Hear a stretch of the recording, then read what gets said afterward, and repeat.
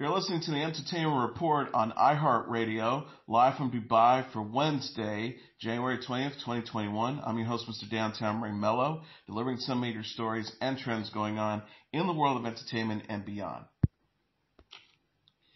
Disney announced on Tuesday a new collection of Pixar animated shorts titled Pixar Popcorn coming to Disney Plus on January 22nd.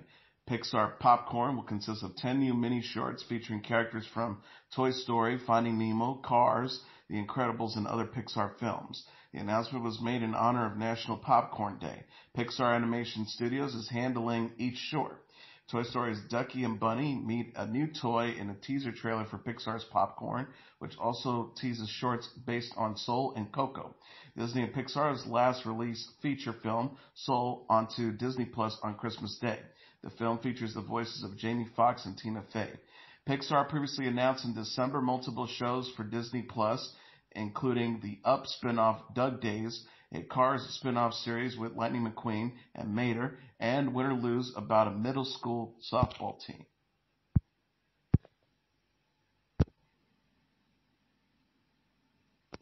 Netflix announced Tuesday plans to release this year's Against the Ice, a film starring Nicola Coster-Waldau from Game of Thrones and Joe Cole from Peaky Blinders.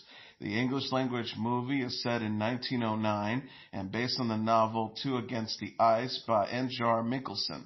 The film was helmed by Danish director Peter Flint. Coster-Waldau wrote the screenplay with Joe Derrick.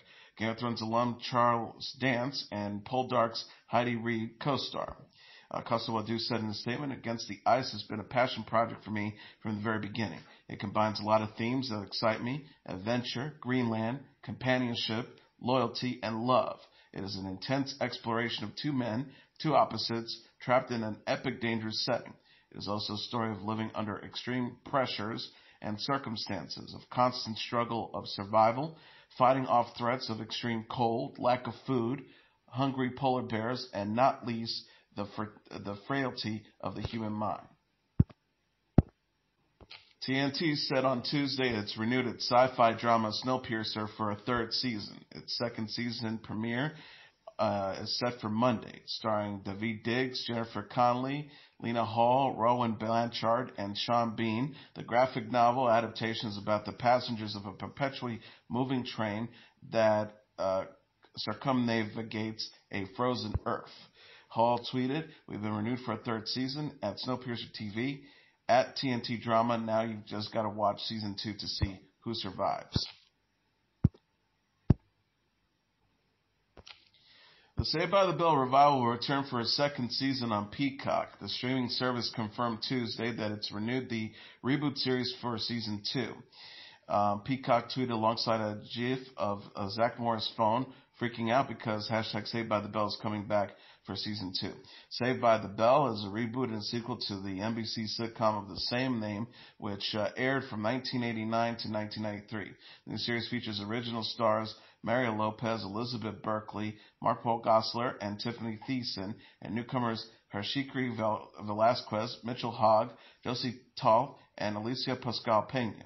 The revival was created by Sam Brobick with Tracy Wakefield as a writer and executive producer. Wakefield said in a statement, "I'm thrilled that Saved by the Bell has been renewed. I've been blown away by all the love for the show and can't wait to go back and make more episodes. Hopefully we stay on Peacock for many seasons, and then in 30 years somebody does a reboot of our reboot and invents the 3-boot." NBC Universal Television and streaming president of scripted content, Lisa Katz, said Peacock looks forward to season 2. Katz says, Saved by the Bell brought a fresh, modern take to the beloved original series that resonated with viewers of all ages. Season 1, topical, relevant issues with wit, heart, humor, and just the right amount of nostalgia. And we look forward to bringing fans back to Bayside next season. In the revival, Lopez's A.C. Slater is now a PE teacher and football coach at Bayside High, while Berkeley's Jesse Spano is a school counselor and mom to Bayside student Jamie Spano, played by Belmont Camelli. RuPaul and the World of Wonders have announced a new version of Drag Race for Australia titled RuPaul's Drag Race Down Under. The new show will feature queens from throughout Australia and New Zealand compete to become Down Under's first drag superstar. RuPaul said on Twitter in a video announcement, "Oh my goodness, you guys are going to be in for such a thrill." RuPaul and Michelle Visage will be joining the judges' table along with the third judge and celebrity guests who will be announced at a later date. RuPaul's Drag Race Down Under was commissioned by streaming service Stan in Australia and TVNZ On Demand in New Zealand. The show will be a Stan original production taking place in Australia. The premiere date will also be announced at a later time. RuPaul's Drag Race Down Under will air exclusively on the WOW Presents Plus service in the U.S. and other international markets. RuPaul said in a statement, "I cannot wait for everyone to see that Down Under queens have some of the biggest charisma, uniqueness, nerve, and talents in the world. Thank you to Stan and the TVNZ On Demand for providing a platform for these outrageous drag artists to share their heart, soul, and humor." Canada's Drag Race was recently renewed for a second season. RuPaul's Drag Race UK recently launched its second season. Lupin, a French original series on Netflix, has become an international hit for the streaming service by reaching 70 million households. Lupin launched on Netflix on January 8th and has become the first French series to reach the company's top 10 list in the United States. The show is number one in France, Brazil, Vietnam, Argentina, Germany, Italy, Spain, Poland, the Netherlands, the Philippines, and Sweden. Omar Sy stars as Hassan Diop in the series, a gentleman thief inspired by the fictional thief Arsène Lupin. Sy's character is trying to avenge his father, who died after being accused of a crime he didn't commit. Sy said in a Twitter Tuesday, alongside a promotional image from the show, 70 million, that's insane. So proud of Lupin. Is the first French Netflix original series to be so successful internationally. That wouldn't have been possible without you. Thank you all. Ludivine Sagnier, Cote Hemsey, Nicole Garcia, Hervé Pierre, and Sylphiane Gururabam also star in Lupin from creator George K. Netflix announced in November that the limited series The Queen's Gambit, starring Anya Taylor-Joy, was watched by 62 million households. Karate Kid sequel Cobra Kai, starring William Zabka and Ralph Macchio, reached 73 million households on Netflix, while Bridgerton, starring Shonda Rhimes, starring Phoebe Denever and Reggie Jean Page, reached 63 million households. Starz is giving a glimpse of the new series The Luminaries. The network shared a premiere date February 14th and a trailer for the period drama Tuesday. The Luminaries will premiere February 14th at 9:30 p.m. Eastern Standard Time, following The Men in Kilts, A Road Trip with Sam and Graham premiere. The series originally aired on TVNZ1 and BBC One. In the trailer, Eva Green plays Lydia Wells, a fortune teller who clashes with Anna Witherell, played by Eve Hewson, woman who travels to New Zealand in search of gold. Anna ends up accused of killing Lydia's husband, Crosby Wells, played by Ewan Leslie. Himesh Patel co-stars as Emery Staines, a fortune seeker who befriends and develops a romance with Anna. Starz said in a press release, The Luminaries tells an epic story of love, murder, and revenge as men and women travel across the world to make their fortunes. It is a 19th century tale of adventure and mystery set in the wild west coast of New Zealand's South Island in the booming years of the 1860s gold rush. The Luminaries is based on Eleanor Catton's novel of the same name. Catton wrote the TV adaptation, which is directed by Claire McCarthy. Houston is known for playing Lucy Elkins on The Nick.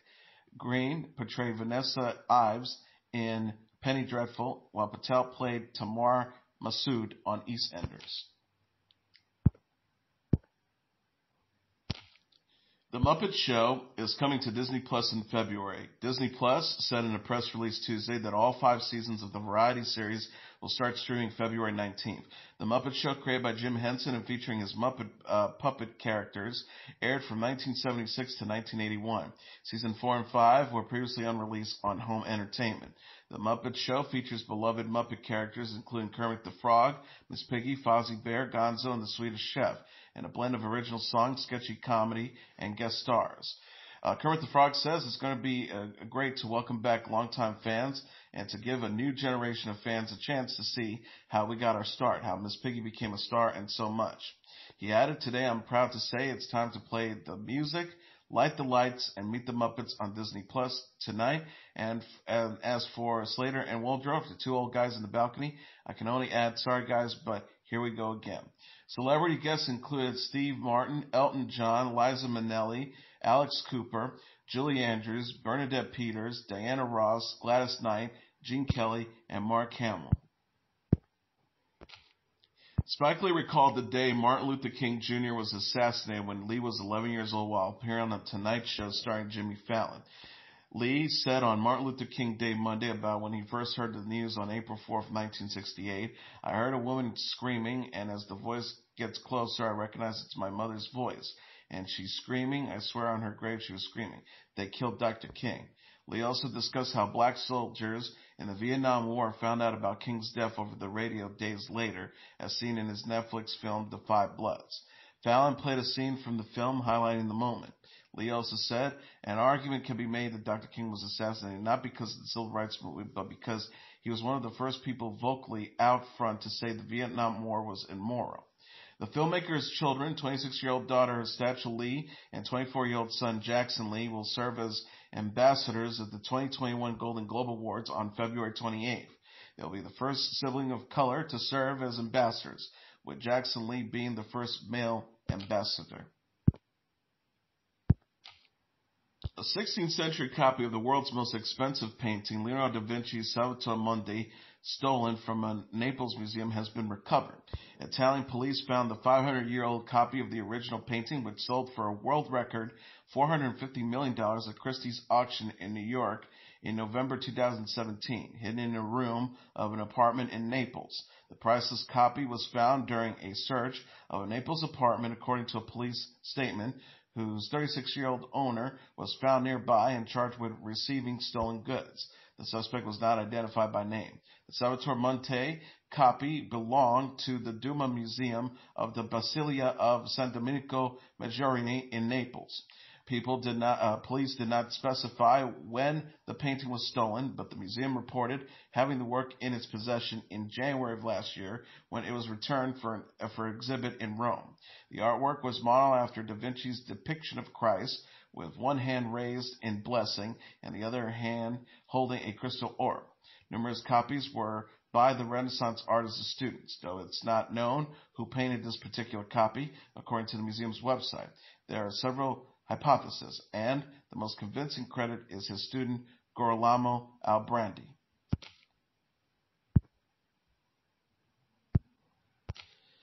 Hillary Clinton, Will Ferrell, Laverne Cox, and more will be making special guest appearances during the 2021 iHeartRadio Podcast Awards on Thursday. Questlove, Gwen Stefani, Charlamagne the God, Adam Devine, Jill Scott, Aaron McKenney, Andres Holm, Bartunin Thurston, Blake Anderson, Bowen Yang, and Matt Rogers from La Culturista, Dan Patrick, Holly Frey, Josh Clark, Chuck Bryan, Kylie Newcheck, Nikki Glaser, Obama's other daughters, Roy Wood Jr., Tenderfoot TV, and more will be making special appearances. The virtual event, which celebrates the best in podcasting, will stream on iHeartRadio, YouTube, and Facebook pages starting at 9 p.m. Eastern Standard Time. The show will also be broadcast across iHeartMedia radio stations nationwide starting at 9 p.m.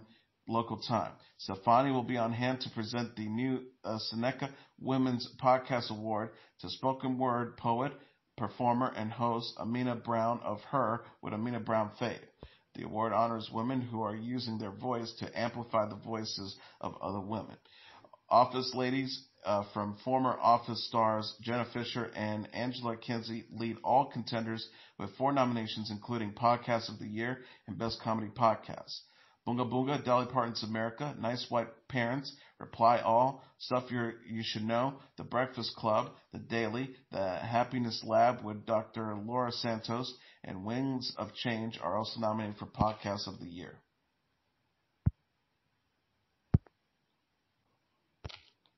Alex Rodriguez hopes to marry his fiancée, singer and actress Jennifer Lopez in 2021. The 45-year-old retired professional baseball player discusses wedding plans with Lopez during Monday's episode of The Tonight Show starring Jimmy Fallon. Rodriguez and Lopez got engaged in March 2019 after 2 years of dating. The couple were to marry in 2020, but twice delayed their wedding due to the COVID-19 pandemic. On The Tonight Show, Rodriguez was asked if he and Lopez will finally marry in 2021. He says, we tried twice in 2020. We got bit twice by COVID-19. They say in baseball, third time's the charm. Let's hope it's this year. Lopez said on Today in May that she was feeling a little heartbroken about the wedding being delayed. She said, I'm a little heartbroken because we did have some plans, but I'm also like, you know what? God has a bigger plan, so we just have to wait and see. Maybe it's going to be better. I have to believe that it will be. On The Tonight Show, Rodriguez also discussed Lopez's upcoming performance at Joe Biden's presidential inauguration. Rodriguez says the singer is nervous about the event. The star says, Jimmy, it's been a crazy year for her. I mean, so amazing, so many blessings, but to think, in the span of 12 months, she's done the Super Bowl, New Year's, and now the inaugural. It's unbelievable. And what's interesting is she's most nervous about Washington, D.C. because of the responsibility. And she wants more than anything, like all of us, to bring people together to inspire. And music and sports does that better than anything. Rodriguez says Lopez has something really cool planned for the performance. He says you're going to be surprised, you're going to love it. Biden will be sworn in on Wednesday as the 46th President of the United States. Celebrating America, a 90-minute television special celebrating the inauguration and featuring performances from John Legend, Demi Lovato, and Bruce Springsteen and others will air Wednesday at 8:30 p.m. Eastern Standard Time. On The Tonight Show, Rodriguez also played a game of the Whisper Challenge where he and host Jimmy Fallon took turns guessing which song the other is singing while wearing noise-canceling headphones.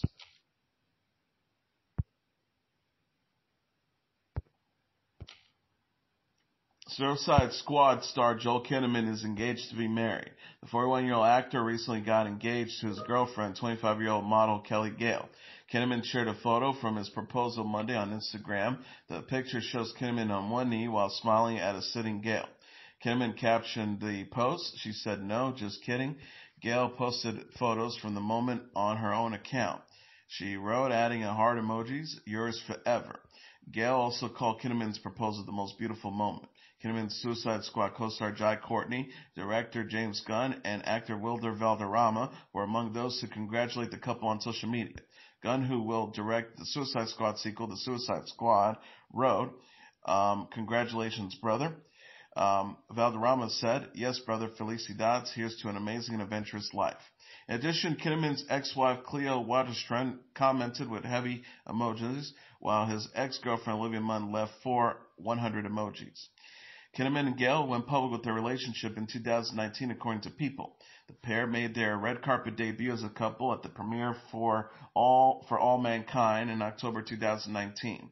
Gale shared a slideshow of photos with Kinnaman on Instagram while celebrating his birthday in November. She wrote, "Happy birthday, baby. I love living life with you. 41 looks good."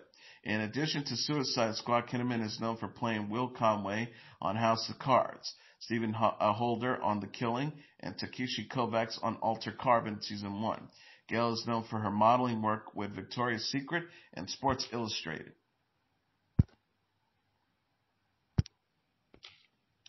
The Foo Fighters are back with a new music video. The rock band released an evocative video Tuesday for the song Waiting on a War. The Waiting on a War video shows both somber and hopeful scenes of young people. In one scene, a door opens to show adults wearing paper bags with ominous face drawings on them. Waiting on a War appears on the Foo Fighters' forthcoming album Medicine at Midnight, slated for release February 5th. The album also features the singles Shame, Shame, and No Son of Mine. The Foo Fighters released Waiting on a War last week and performed the song Thursday on Jimmy Kimmel Live. Foo Fighters frontman Dave Grohl said on Instagram that the song was inspired by his 11-year-old daughter Harper and his desire for a more hopeful future. Grohl wrote, "As a child growing up in the suburbs of Washington, D.C., I was always afraid of war, most likely brought on by the political tension of the early 1980s and my proximity to the nation's capital." And he said, "Last fall I was driving my 11-year-old daughter to school, and she told me and asked, 'Daddy, is there going to be a war?' My heart sank in my chest as I looked into her innocent eyes because I realized that she was now living under the same dark cloud of a hopeless future that I felt 40 years ago. Medicine at Midnight is the Foo Fighters' first album since Concrete and Gold release in 2017. The Foo Fighters will be performing Wednesday during the Celebrating America TV special for Joe Biden's inauguration.